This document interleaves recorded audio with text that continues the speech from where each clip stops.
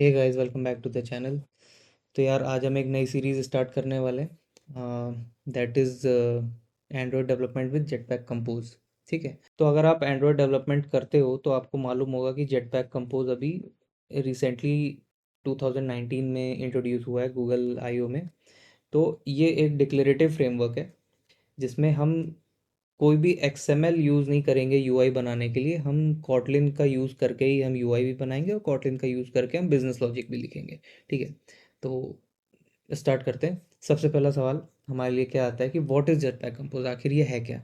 ठीक है, तो modern UI toolkit from Google introduce in 2019। जैसा कि मैंने बताया अभी, ये 2019 में गूगल आईओ में गूगल ने इंट्रोड्यूस किया था यूआई बनाने के लिए। ठीक है, it is based of declarative programming principle. Declarative program मतलब हम अपने यूआई को डिक्लेयर कर देंगे कि ये ऐसे ऐसे बनना चाहिए, ना कि हम एग्जैक्टली एक एक चीज़ बताएंगे। जैसे कि हम एक्सएमएल में बताते थे कि हमारा कंस्ट्रेंट ये होगा, हमारा टॉप पैडिंग ऐसे होगा, बॉटम पैडिंग ऐसे होगा, तो हमें पूरा यूआई लिखना पड़ता था। यहाँ पे हम एक सिंपल सा एक बता देंगे कि एक बटन बना दो। ठीक है, और उसका टेक्स्ट ऐसा होना चाहिए। So that is going to be handled by the Android system itself now. ठीक है, वो एस डी के हैंडल करेगा, एंड्रॉयड सिस्टम हैंडल करेगा कि उसे कैसे रेंडर करना है। हमें ज़्यादा डिटेल देने की ज़रूरत नहीं। ऑफकोर्स हम पैडिंग देंगे, हम सब देंगे, बट एक डिफ़ॉल्ट उसको पता है कि अब उसे कैसे बनाना है। ठीक है, अब तीसरा पॉइंट हमारे पास आता है फुल्ली इंटीग्रेटेड विद कॉटलिन। मतलब हम इसे कॉटलिन का यूज़ करके बना सकते हैं, हमें किसी एक्सएमएल की ज़रूरत नहीं, हमें किसी अदर मार्कअप लैंग्वेज की ज़रूरत नहीं है। ठीक है, चौथा और important point, it is a part of jetpack suit of libraries. ठीक है, तो इसका मतलब क्या है कि ये एक लाइब्रेरी है, ये एंड्रॉयड ओएस का पार्ट नहीं है।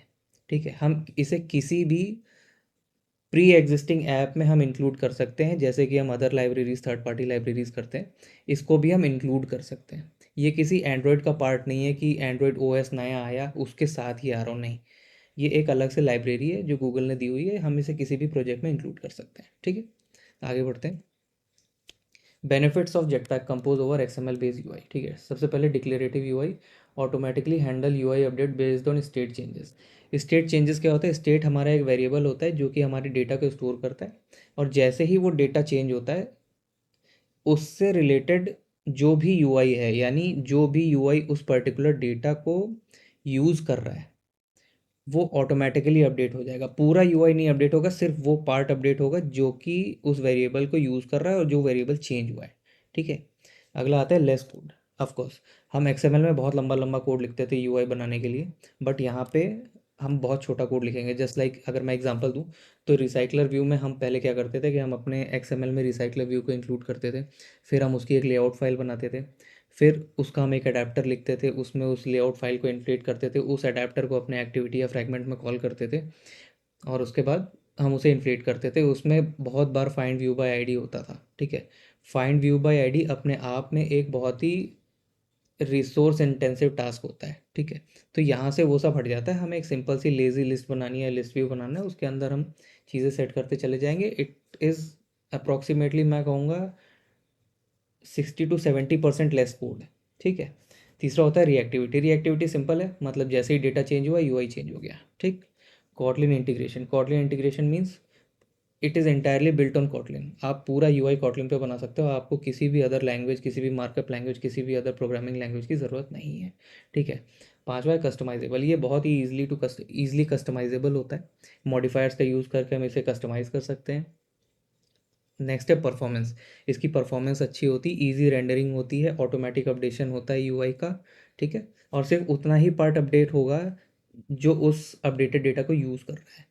कोई ऐसा डेटा है जो कि बहुत देर से एक फिक्स पड़ा हुआ है, वो चेंज नहीं हो रहा, वो यूआई अपडेट नहीं होगा।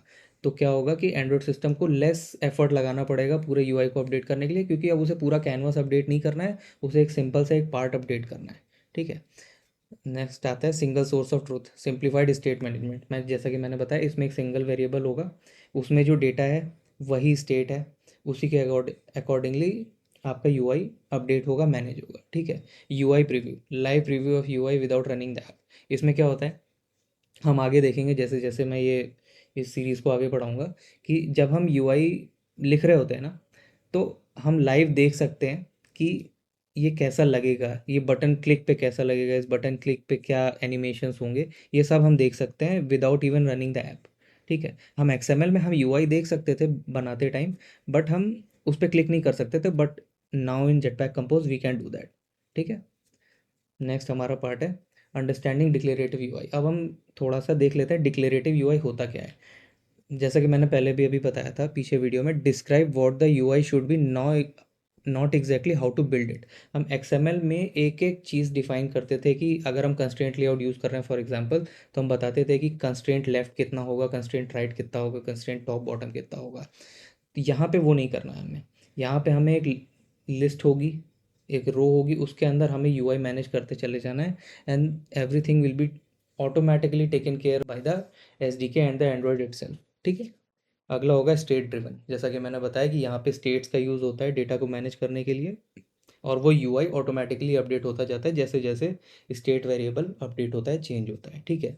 Less error prone, simplify handling of UI state transition. ठीक है। इसमें एरर आने के चांसेस कम है क्योंकि हम एक पहले तो काफ़ी कम कोड लिख रहे हैं।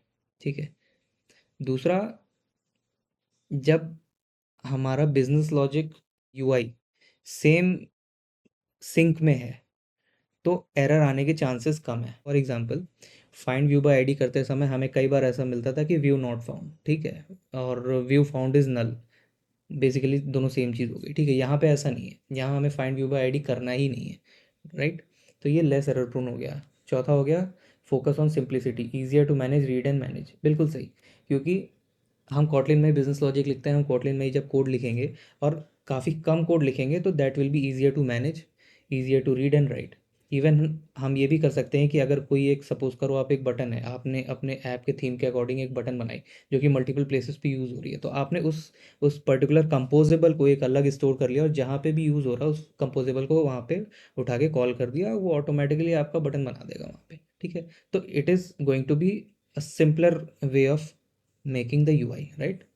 तो आई होप आपको समझ आया होगा। मैंने बहुत ही सिंपल वे में इसे समझाने की कोशिश करी है।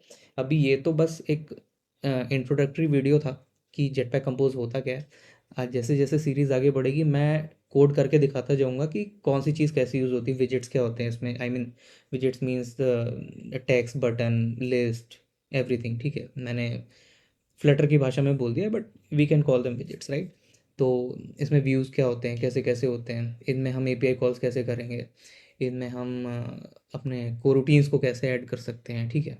और इनमें नेविगेशन कैसे होगा, राइट। तो ये हम आगे अपनी पूरी सीरीज़ में देखेंगे, तो प्लीज़ स्टे विद मी। और इस वीडियो के लिए यार इतना ही, मिलते हैं नेक्स्ट वीडियो में, तब तक के लिए बाय बाय।